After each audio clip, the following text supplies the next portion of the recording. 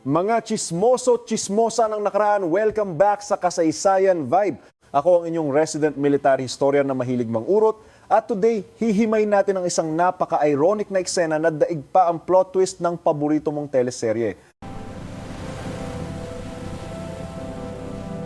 Bakit nga ba tuwing may parali at bardagulan sa mga kalsada ng Amerika, feeling ng buong mundo kailangan nilang mag-popcorn at tumigil sa ginagawa nila para lang makimarites? Mula sa mga nag-iinarte sa naglalakihang syudad ng New York hanggang sa mga kalsada ng Los Angeles, ang mga picture at video ng mga taong nagmamartsa mas mabilis pang mag-viral kaysa sa latest na scandal sa TikTok. At heto ang ultimate make it make sense na tanong. Bakit ang United States ang bansang feeling pinakamayaman, feeling pinakamakapangyarihan, at may pinaka-OP, overpowered na militar sa buong history ng sangkatauhan ng syaring bansa kung saan ang pag-iingay at rambulan sa kalsada parang naging daily routine na lang ng mga tao? Paano ba naging main event ng buong mundo ang mga personal na away, pamilya at panloob na drama ng bansang ito? Bilang isang military historian na over-analyzer, nakikita ko ang kalat na ito hindi lang bilang simpleng social issue, kundi bilang isang legit na tactical at strategic phenomenon na bumuon na ng bonggang-bongga sa mismong identity nila bilang isang bansa. Madalas kasi tayong nai-scam sa paniniwalang kapag mayaman at powerful ang isang bansa, automatic na chill, payapa at stable na ang life sa loob nito. Pero sa kaso ng mga feeling main characters sa Amerika, parang na-reverse Uno card ang sitwasyon. Ang mga kalsada nila ay literal na ginagawang PVP arena ng mga magkakaibang paniniwala, kung saan ang mga ordinaryong tao ay nagwawala laban sa mga paandar ng gobyerno, habang ang mga pulis naman nagko-cosplay na parang mga sundalong sasabak sa giyera para lang i-defend ang peace. Ang nakaka-stress na tension na ito ay gumagawa ng isang napaka-ironic na aesthetic. Isang bansang ang lakas ng loob mag-deploy ng mga sundalo sa kabilang dulo ng daigdig para makialam pero laging nganga at hirap na hirap patahimikin ang sarili nilang mga kapitbahayan. Ang sagot sa nakakalokang tanong na ito ay hindi mo basta-basta mahanap sa pag-scroll mo sa latest newsfeed o sa mga trending topics ng henerasyon natin ngayon. Para magets mo talaga ang galawan at ang toxic trait na kultura ng pagre-rebelde sa Amerika, kailangan nating mag-time travel pabalik sa mga panahong wala pang internet. Ang chika dito ay hindi lang nakadepende sa mga drama ngayon, kundi nag-uugat pa mula sa mga resibo nila mahigit 200 taon na ang nakaraan. Ang mismong foundation ng bansang ito ay hindi binuo ng mga taong yes sir, yes ma'am lang, kundi ng mga taong mahilig sa marahas at madugong bardagulan. Literal na, ang DNA ng mga Amerikano ay may halong pagkapasaway at rebelyon. Sa bawat henerasyon na dumadaan, ang mga Kano ay expert sa paggamit ng mga galawang mass mobilization, pagiging pasaway sa batas o civil disobedience, at minsan pa nga may kasamang barilan at armadong pag-aaklas para lang i-flex at ipaglaban ang feeling nilang karapatan nila. Kaya sa episode na ito, i-autopsy natin ang mismong anatomiya kung bakit ganito ka-wild ang mga protestang Amerikano.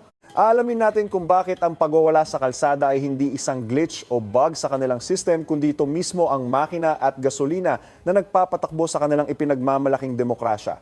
Kaya i-ready nyo na ang mga sarili nyo sa isang deep dive na investigasyon sa history ng kanilang kalat at tinatawag na kalayaan. Para magets natin itong kultura nila ng pag-iinarte at protesta, kailangan nating balikan ang sikat na American Revolution. Ang bansang ito ay literal na ipinanganak mula sa isang malawakang tantrum at pag-aaklas laban sa isang super powerful na imperyo ng mga Briton. Yung tinatawag nilang Boston Tea Party noong 1773 ay hindi lang basta pagtatapon ng tsaa sa dagat dahil ayaw nila ng lasa. Isa itong highly calculated na taktika ng pananabutahe sa ekonomiya para inisin ang British Crown. Isa itong diretsahang pambabastos at aksyon laban sa paborito nilang ireklamo na taxation without representation o yung pagbubuwis ng walang kapalit na boses sa gobyerno.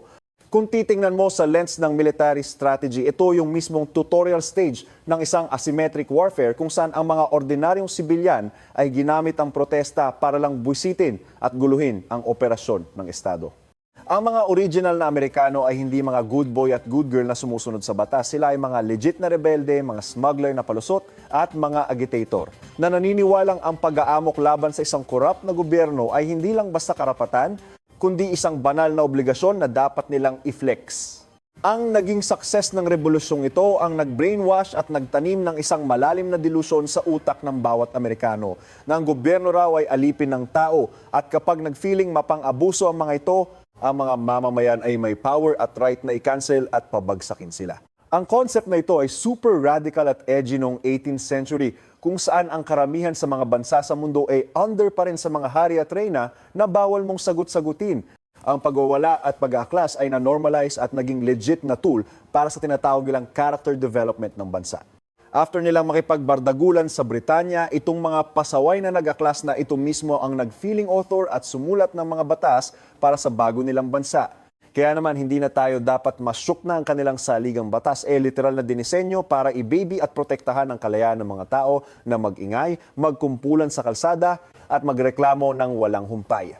Sa mindset nila, ang pagiging tahimik kapag may injustice ay katumbas na rin ng pagiging traidor sa mga pa-woke na prinsipyo na ipinaglaban nila habang nagpapatayan sa giyera. Dito napapasok ang pinaka-holy grail at paboritong i-quote na dokumento sa kultura ng pagrereklamo sa Amerika, ang First Amendment o unang susog sa konstitusyon nila. Sa ilalim ng batas na ito na lagi nilang fina-flaunt, guaranteed daw ang freedom of speech, freedom of the press, at ang karapatan ng mga tao na mag-peaceful assembly at mag-spam ng petisyon sa gobyerno para pansinin ang mga iniiyak nila. In short, literal na ginawang legal at dinekalarang valid ng Amerika ang mismong mekanismo ng pang-aaway sa Estado. Kung sa ibang mga bansa, ang pagrally laban sa gobyerno ay autotrison na may kasamang free pass papunta sa kabilang buhay, sa Amerika, ito ang tinitingnang pinaka-aesthetic at pinakamataas na form ng pagiging makabayan. Ang First Amendment ang nagsisilbing cheat code at shield ng bawat mamamayan na nagbibigay sa kanila ng lakas ng loob na trash talk-in ng autoridad nang hindi natatakot makasuhan ng Estado as long as kunwari mapayapa ang ginagawa nila. Pero syempre ang definition nila ng mapayapa madalas na tetest hanggang sa sagad na limitasyon ito. Sa history ng Amerika, ang mga parali nila ay madalas nagle-level up mula sa simpleng paghawak lang ng mga cute na cardboard signs. Mula sa tinatawag na Whiskey Rebellion noong 1791 kung saan nagtantrum ang mga magsasaka dahil sa buwis, hanggang sa mga literal na madugong Royal Rumble sa mga pabrika noong Industrial Revolution, ang karapatang mag-inarte ay laging may kasamang heavy tension at threat ng basagan ng muka. Ang gobyerno naman ng Amerika ay laging napipilitang mag-flex ng muscles at gumamit ng dahas gaya ng pag-deploy ng mga militia o National Guard para lang kunwari ay ma-maintain ang peace and order. Ang toxic na dynamic na ito, yung walang katapusang tug of war sa pagitan ng freedom ng mga tao at power tripping ng Estado ay nagpapatunay lang na sa Amerika, ang pagrally ay hindi sign na nasisira na ang lipunan nila, kundi isa itong napakaingay at aktibong negosasyon kung sino ba talaga ang boss. Kaya naman ang takeaway sa parteng ito ng ating overthinking session ay super clear. Sa United States, ang pagpoprotesta ay hindi isang glitch sa matrix. Hindi rin ito red flag na mahina na ang bansa nila. Sa totoo lang, isa itong super essential na feature ng bulok nilang sistema. Literal na naka-hardwire na ito sa kanilang DNA. Kapag ang mga kano ay naglalakad at nagsisigaw sa kalsada, ginagawa lang nila yung eksaktong in-expect sa kanila ng mga feeling magagaling nilang founding fathers. Ang talent nilang magwala sa daan ay ang mismong antivirus na pumipigil sa gobyerno nila na mag-transform bilang isang full-blown na diktadurya. Ang bawat delay sa kalsada, bawat edgy na placard na nakataas, at bawat pagmarcha ay isang aggressive na reminder sa mga nakaupo sa pwesto na ang tunay na power ay nanggagaling sa mga ordinaryong tao. Ito ang tactical advantage ng pagkakaroon ng isang open na society, ang privilege na event out ang gigil nila bago pa ito mag-evolve bilang isang madugong revolusyon. Kahit na ang karapatang mag-inarte ay protektado ng batas nila, ang mga rason kung bakit sila laging galit ay nanggagaling sa mga super deep at nakakalokang contradiction sa loob mismo ng lipunan nila. Ang Amerika kasi ay isang bansa ng mga OA at extremes. Ito ang tambayan ng mga pinakamayayamang bilyonaryo na hindi na alam kung saan gagastusin ang pera, pero mayroon din itong milyon-milyong tao na literal na naghihikahos at walang matirhan sa gilid ng kalsada. Ito ang bansang nag-imbento ng kalayaan, pero sila rin yung may super dark na history ng pang-aalipin at malalang racism na hanggang ngayon dama pa rin ang epekto sa araw-araw nilang buhay. Bilang isang military historian na mahilig manghusga, nakikita ko ang mga kaipokritohang ito bilang mga fault lines, mga bitak sa lipunan nila na pwedeng mag-trigger ng isang malalang lindol ng kaguluhan anytime. Ang mga walang kamatayang isyu ng lahi, pera at politika ang nagsisilbing unlimited na panggatong na nagpapalaki sa apoy ng kanilang mga parali. Isa sa pinakamalaking scam at contradiction sa history ng Amerika ay ang issue nila sa lahi at kulay ng balat. Yung civil rights movement noong 1950s at 1960s kung saan bida sina Dr. Martin Luther King Jr. at Malcolm X ay isang literal na masterclass kung paano mang-asar at lumaban sa lipunan ng may class. Ginamit nila ang pa-cute pero deadly na strategy ng non-violent direct action tulad ng mga sit-ins na parang tumambay lang, boycotts at malaki ang martsa para i-expose sa buong mundo ang brutal na katotohanan ng systemic racism nila. Kung titingnan sa mata ng isang strategist, isa itong super successful na kampanya ng information warfare na bumasag sa PR ng Amerika dahil sa pag-broadcast sa TV ng mga inosenteng nagrarally na pinapakagatan sa mga aso at binobomba ng water cannons ng mga pulis, nakuha nila ang sana all na simpatiya hindi lang ng mga kapwa nila Kano, kundi ng buong daigdig. Yung karahasan na pilit tinatago ng gobyerno sa ilalim ng basahan ay napilitang ma-expose sa liwanag. Kaya na-pressure ang mga nasa pwesto na ipasa ang Civil Rights Act at Voting Rights Act para lang magmukha silang mabait. Pero syempre, porque nagpasa ng batas, feeling nila solve na ang problema. Ulol, ang mga multo ng kanilang dark past ay patuloy na nang iistorbo at bumabalot sa kasalukuyan nilang buhay. Nitong mga nakaraang taon lang, naging front row seat tayo sa pag-usbong ng Black Lives Matter movement. Isa itong modernong version ng parehong lumang laban para sa equality pero this time, naka-upgrade na ang taktika at may kasama pang high-tech na gadgets yung mga eksena ng police brutality laban sa mga minorities na dati ang daling isweep under the rug, ngayon ay huli sa HD video gamit ang mga smartphones at instant na nakapost sa internet para i-cancel sila.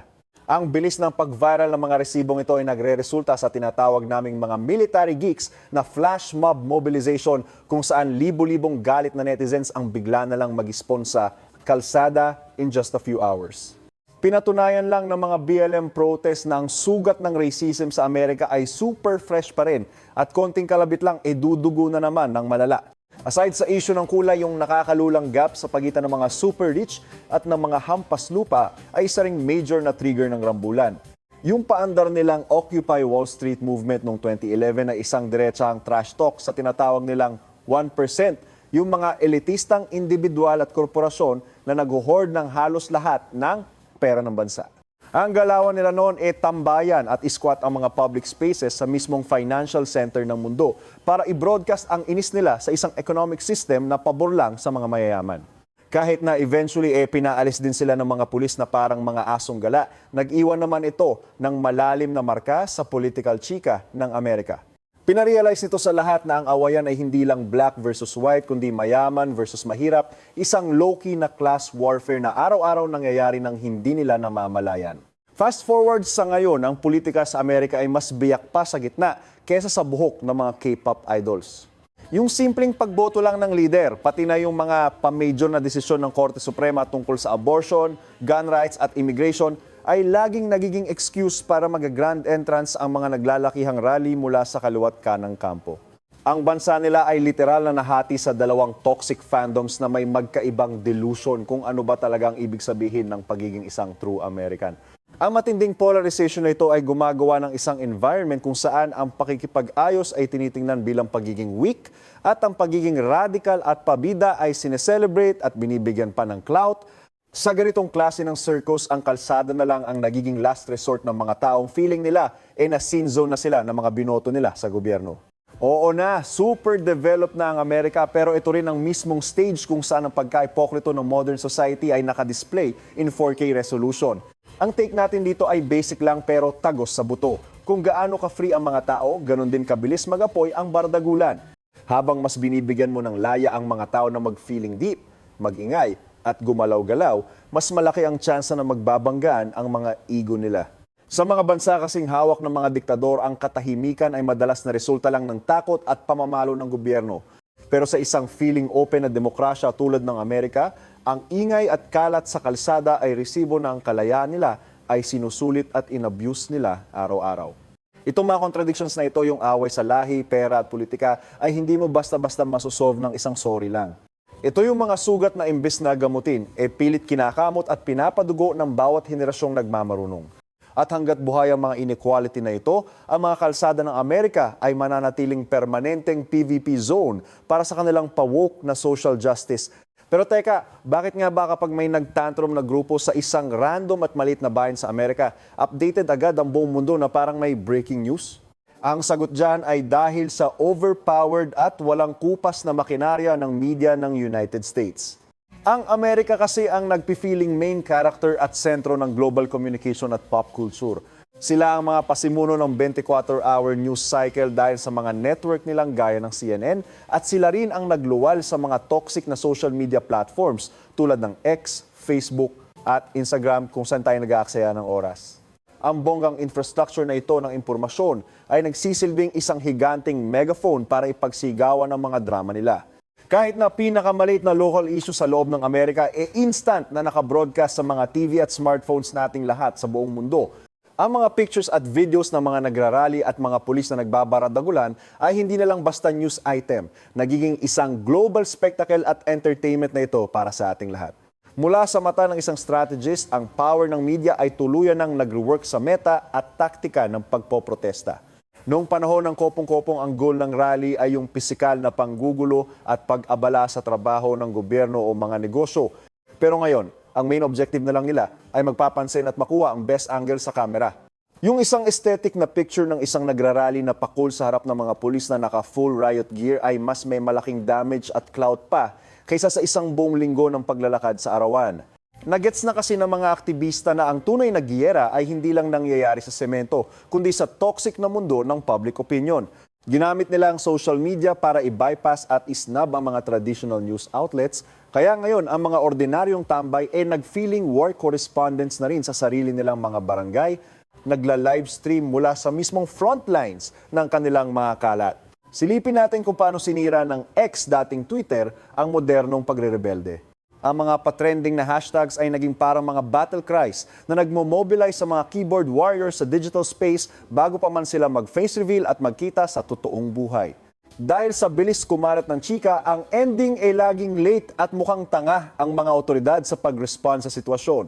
Yung isang simpleng video clip ng pang-aabuso ay kayang mag-trigger ng sabay-sabay na pagwawala sa 50 magkakaibang estado in just 24 hours. Tapos idagdag mo pa yung algorithm ng mga social media platforms na sadyang ginawa para i-boost ang mga post na nakaka-trigger at nakaka-high blood, kaya lalong bumibilis ang pagkalat ng inis at pag-mobilize ng mga tao. Sa ganitong klaseng toxic ecosystem, ang isang maliit na away barangay ay hindi nag-i-stay na local, nagiging instant national crisis ito in a snap. Ang combo ng freedom of speech at high-tech na gadgets ay gumawa ng isang senaryo kung saan ang Amerika ay parang nakatira sa isang bahay na gawa sa salamin. Lahat ng kapalpakan nila, lahat ng dirty laundry nila, naka-display para pagtawanan nating lahat. Para sa ibang mga bansa, ang makita ang US na nagkakagulo ay pwedeng nakakashook o sa kaso ng mga haters at kaaway nila, isa itong free entertainment at source ng kasiyahan. Ang mga state-sponsored media ng mga kalaban nilang bansa ay tuwang-tuwa pang ginagamit ang mga video ng rambulan sa Amerika bilang propaganda para i-flex na ang demokrasya daw ay isang malaking kalat at hindi nagwo-work. Pero in fairness, ito naman talaga ang binabayarang presyo ng pagkakaroon ng isang feeling open na lipunan. Clear naman ang point dito. Ang isang parali sa Amerika ay pwedeng maging global headline in just a few minutes. Sila kasi ang mga bida-bida na nagdidikta ng narrative kung ano daw ang dapat nating pakialaman. Kaya kapag may isang feeling matapang na nagrarally sa Portland, Oregon na nakipag-wrestling sa mga federal agents o kapag ang mga aktivista sa Washington, D.C. Naisipang iharas ang White House, hindi lang mga kaanong nakakanood ng mga eksenang yan.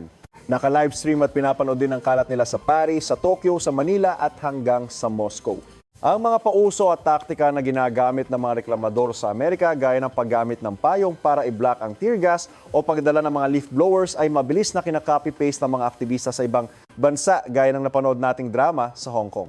Kaya ang Amerika, in spite of their internal mess, ay nananatiling #1 exporter hindi lang ng mga Hollywood movies at iPhones, kundi pati na rin ng toxic na kultura ng pag-aaklas at pagiging pasaway sa batas.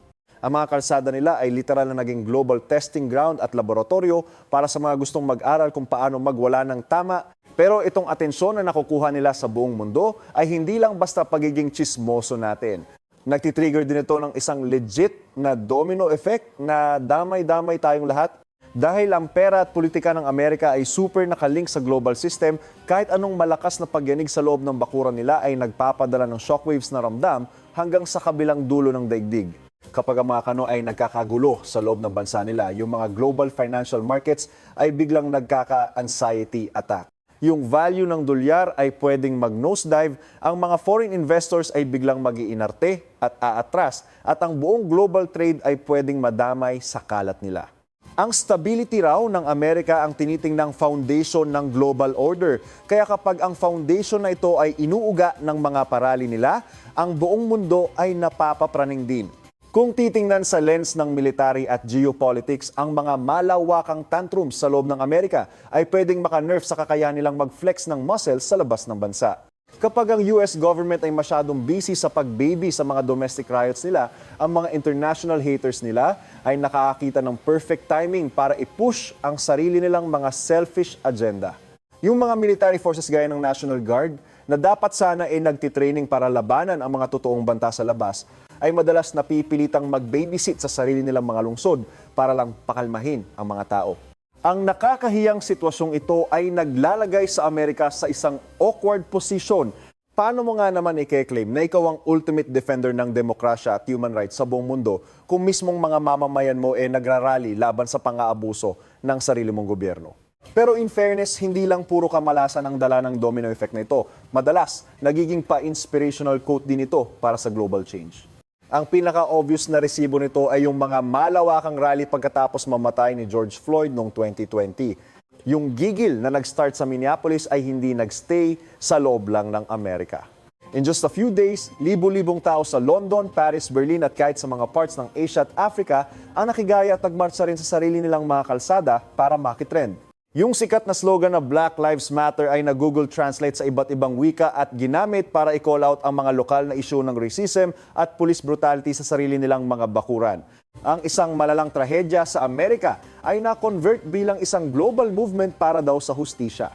Ito ang solid proof na ang toxic at maingay na kultura ng Amerika ay may malalim na brainwashing effect sa kamalayan ng buong mundo. Ang mga kalat na ito ay nag-highlight sa isang mahalagang T. Ang mga protesta sa Amerika ay hindi lang mga simpleng away kapitbahay o panloob na drama. Ito ay nagsisilbing mga bat signal para sa buong mundo na makichismis at makialam. Kapag ang mga kano ay nag-iinarte at nag-succeed sa pagbabago ng lipunan nila gamit ang pagwawala, nagbibigay ito ng false hope sa mga aktivista sa ilalim ng mga diktador na baka daw posible rin ang pagbabago sa kanila. On the flip side, kapag ang mga parali sa Amerika ay nag-evolve into full-blown na rambulan at sunugan, ginagamit itong excuse ng mga diktador para mas lalong sakalin ang mga tao nila, sabay banat ng tingnan nyo ang Amerika, yan ang napapala ng mga masyadong pabida at malaya. Ang bawat pag-step forward ng mga reklamador sa Amerika ay may echo effect na umaabot hanggang sa kabilang dulo ng mundo. So nandito na tayo sa pinaka-juicy at matinding part ng ating overanalysis, ang climax. Dito natin sasagutin ang pinaka-heavy na tanong tungkol sa tunay na kulay ng ipinagmamalaking demokrasya ng mga Amerikano. Ang tanong ay ganito, ang pa-woke na kalayaan ba ng Amerika na mag-rally ay nagdudulot lang ba ng unnecessary na kalat? O baka naman ang mismong talent nila sa pagrereklamo ang sikreto kung bakit buhay pa rin ang bansa nila hanggang ngayon? Sa first glance, lalo na kung outsider ka na nakikimarites lang, ang feeling mo ay laging one step away na lang ang Amerika sa tuluyang pagkasira nito. Puro kasi nasusunog na building, mga nag-aamok na tao, at mga politikong nagbabatuhan ng putik ang laman ng newsfeed nila. Super daling i-assume na ang bansang ito ay on the verge of collapsing na at tuluyan ng nagkakawatak-watak. Pero bilang isang feeling smart na historian, kailangan nating silipin ang sitwasyon gamit ang mas malalim na brain cells para magets ang strategy at structure ng gulo nila. May isang theory sa political science na tinatawag nilang pressure valve theory para magmukhang matalino. Imagine nyo ang isang pressure cooker na ginagamit ng nanay mo pang palambot ng baka. Kung tuloy-tuloy mong papainitin ang tubig sa loob ng walang singawan, patuloy na tataas ang pressure hanggang sa sumabog ang kaldero sa pagmumukha mo ng may kasamang matinding damage. Ang mga bansa ng mga diktador, yung mga bansang bawal mag-inarte at automatic kulong o patay, kapag kumontra ka ay literal na mga pressure cooker na walang singawan. Sa labas, feeling mo ang peaceful at stable nila tingnan. Walang mga nag-iingay sa kalsada, walang mga aktivistang nagpapapansin. Pero ang katahimikang yan ay isang malaking scam at ilusyon lang. Yung gigil at inis ng mga tao ay naiipon lang sa ilalim at kapag nag-snap na sila at tuluyang sumabog, madalas nagiging madugong revolusyon o civil war ito na tuluyang nagpapadelete sa buong gobyerno nila. On the flip side, ang United States ay may built-in na singawan para sa naipong gigil na ito at yan ang ipinagmamalaki nilang First Amendment at ang toxic nilang kultura ng pagrally. Kapag ang mga kano ay nababad trip sa isang batas, sa isang issue ng injustice o sa isang epal na leader, may ready-made mechanism sila para i-vent out ang galit nila nang hindi kailangang i-reset at pabagsakin ang buong bansa. Naglalakad sila sa initan, tumitili, nag-iingay ng wagas, at minsan pa nga nakikipagrambulan. Ang buong prosesong ito ay super messy, nakakabingi, at madalas nakaka-anxiety panoorin. Pero in fairness sa kanila, kailangan daw talaga ito. Sa pag-alaw nilang mag-iyak-iyak at mag-rant ang mga tao, naiiwasan ng Amerika ang mas malala at catastrophic na pagsabog. Ang mga parali na ito ang nagiging paraan para ma-pressure ang gobyerno na magbingi-bingihan muna tapos eventually makinig at mag-implement ng mga reforma bago pa tuluyang masunog ang lahat. Kaya ang tamang tanong daw na dapat nating ibato ay hindi kung bakit ang kalat ng Amerika kundi yung mga bansabang super tahimik at walang nagrarally, totoong stable ba talaga?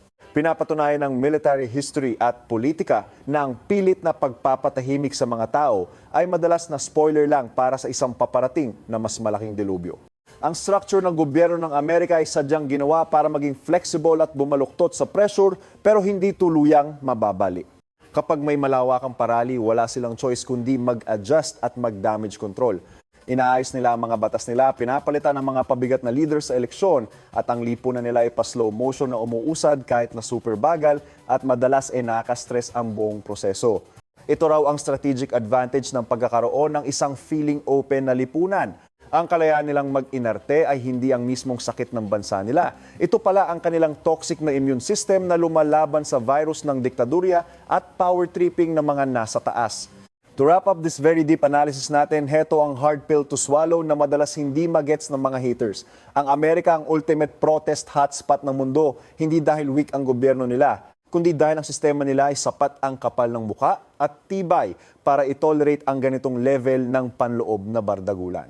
Sa ibang parts kasi ng mundo, ang pakikipag-wrestling sa mga pulis o pagsunog ng flag sa harap ng gobyerno ay auto-game over na magre-resulta sa pagbagsak ng rehimen o sa malawakang massacre ng mga ordinaryong tao. Pero sa Amerika ang gobyerno ay chill lang at nananatiling nakatayo kahit na araw-araw silang binabash at kinakancel ng sarili nilang mga mamamayan. Ang kanilang military at mga pulis, kahit na madalas silang sumablay at mag-power trip, ay under pa rin sa kontrol ng mga sibilyan at ng batas nila, in theory. Ito ang tunay na flex ng republika nila, ang talent na lunukin ang lahat ng trash talk at kritisismo nang hindi sila tuluyang nagkakawatak-watak. Ang history ng Amerika ay literal na isang mahabang series ng mga away-bati at sapilitang pag-aayos. Mula sa pa-edgy na Boston Tea Party hanggang sa trending na Black Lives Matter, ang bawat batch ng mga Amerikano ay kailangang i-renew ang subscription nila sa pakikipaglaban ng kanilang mga karapatan at i-redefine kung ano ba talaga ang meaning ng kalayaan para sa kanila. Ang mga parali nila ay nagsisilbing stress tests para i-check kung gaano katibay o karupok ang mga institusyon nila. Kahit na ang mga videos na dumadaan sa e-pipe natin ay puro galit, apoy at kalat, kailangan nating i-acknowledge na ito pala ang nakakabingi at nakaka-stress na tunog ng isang demokrasya na humihinga at nag-operate. Ang mga social contradictions na pinuproblema nila ay super deep at complicated. Pero ang willingness nilang i-broadcast at pag-awayan ng mga ito sa public spaces sa mga kalsada at plaza ay isang resibo ng kanilang never-ending na science project tungkol sa self-governance. Ang pagiging hotspot ng mga nagwawala ay hindi isang sumpa para sa Amerika. Ito ang pinaka-aesthetic at pinakamahalagang pamana nila sa mundo. Ang talent na mag-organize ng flash mob, mag-trash talk sa mga nasa pwesto, at ipilit ang gusto nilang pagbabago ay mga galawang patuloy nilang pinapa-level up. Every time na may isang kano na tumatambay sa kalsada habang may hawak na cardboard sign, pinipreserve nila ang toxic tradition na inumpisahan ng mga ninuno nilang nagtantrum laban sa isang hari. Ang global clout at atensyon na nahahakot nila ay isang paalala sa ating lahat na ang kalayaan ay hindi libre at definitely hindi ito tahimik. Isa itong walang kamatayang bardagulan, isang never-ending na negosasyon kung sino ba talaga ang mas masusunod sa pagitan ng mga boss at ng mga inuutusan. At hanggat ang Amerika ay nag-feeling Amerika, ang mga kalsada nila ay mananatiling main stage para sa pinakamalalaki at pinaka-OA na drama ng sangkatauhan. Bilang inyong paboritong military historian, heto ang final verdict ko. Ang mga parali sa US ay hindi lang mga oopsie moments ng history. Sila ay mga strategic na kailangan talaga para ma-maintain ang balance of power at hindi maging masyadong OP ang gobyerno. Kapag kasi ang isang gobyerno ay naging masyadong petiks at komportable, ang daling pumasok sa utak nila ang pagiging mapang-abuso. Ang mga protesta ang nagsisilbing frontliner shock troops ng mga ordinaryong tao para manggulat at basagin ang pagiging kampante ng Estado. Kaya next time na dumaan sa feed nyo ang balita tungkol sa isa na namang malawakang kalat sa Amerika, bago nyo i-judge na tuluyan ng nasisira ang bansa nila, i-recall nyo muna ang mahaba at nakakalokang history na chika natin today. Ang rambulan na nakikita nyo ay hindi pa ang season finale ng bulok nilang sistema. Gaya nga ng nachika ko kanina, ang mga kalsada ng Amerika ay hindi lang ginawa para daanan ng mga sasakyan. Sila ay mga literal na PVP arenas kung saan nagbabanggaan ang mga magkakaibang trip sa buhay at hinuhulma ang future nila. Ang mga pabida na gusto ng pagbabago at ang mga boomer na gusto ng status quo ay patuloy na magsasabong at ang media naman ay patuloy na mag-livestream ng bawat juicy detail nito sa buong mundo para may mapagchismisan tayo. Ang epekto ng kalat nilang ito ay patuloy na mararamdaman hindi lang sa loob ng bakuran nila kundi pati na rin sa bawat sulok ng mundo na patuloy na nakasubscribe at umaasa sa example ng Amerika kahit na good influence man yan o bad influence. Ito ang super complicated na reality ng pagiging isang feeling global superpower na may edgy at rebeldeng puso. Balikan nga natin saglit yung padip na concept ng pamamahala sa gulo. Sa military strategy, may pa-cool kaming term na tinatawag na controlled chaos o yung kaguluhan, kunwari, under control pa rin nila. Ang mga politiko sa Amerika, mula sa mga epal na mayor hanggang sa mismong presidente, ay kailangang mag-tightrope walk sa napakanipis na linya sa pagitan ng pagiging strict para ma-maintain ang order at pagpapakitang tao na nire-respeto nila ang civil rights ng mga nagwawala. Kapag masyado silang nag-flex ng muscles at nagpadala ng labis na puwersa gaya ng mga viral videos na nakita natin, madalas mas lalo lang nitong tinatrigger ang mga tao at nagiging mitsa pa ng mas malalang rambulan. On the other hand, kapag masyado naman silang naging soft at maluwag, ang ending ay nagiging free-for-all looting at paninira ng mga negosyo at public property ang eksena. Ang paghahanap ng perfect balance sa kalat na ito ay isang never-ending na sakit sa ulo para sa mga leader nila at tayong buong mundo ay nakaabang lang na parang nanonood ng reality show kung paano nila ito i-resolve. Ang mga institusyon ng Amerika, gaya ng mga korte at legislatura nila, ay madalas na nagiging last-minute referee sa mga walang katapusang away na ito. Kapag napagod na silang mag-ingay sa kalsada, ang bardagulan ay nagsishift papunta sa mga air-conditioned na korte at kapitolyo. Dito, yung mga iniiyak at demands ng mga aktivista ay pilit tinatranslate para maging mga bagong patakaran at batas. Ito ang main reason kung bakit, in spite of their seemingly endless series of mental breakdowns at crises, ang Amerika ay hindi pa rin tuluyang na-delete sa mapa. Mayroon silang makapal na structure na kayang i-absorb ang damage ng mga protesta at i-convert ito bilang mga social reforms na ipagmamalaki na naman nila. Ang prosesong ito ay definitely hindi perfect at madalas mas mabagal pa sa internet connection natin, pero ito ang nagpapanatili sa bulok nilang sistema para patuloy na umandar. Yung paandar nilang citizen journalism o pagiging chismoso with a purpose ay hindi mo pwedeng i-underestimate. Dahil sa pag-video ng bawat pang-abuso, ang mga tambay at ordinaryong tao ay biglang nagiging mga self-proclaimed watchdogs laban sa power tripping ng Estado. Ang daming beses na yung mga feeling malinis na official police reports ay na-expose na fake news dahil sa mga HD resibo na kuha ng mga usiserong dumaan lang gamit ang mga smartphones nila.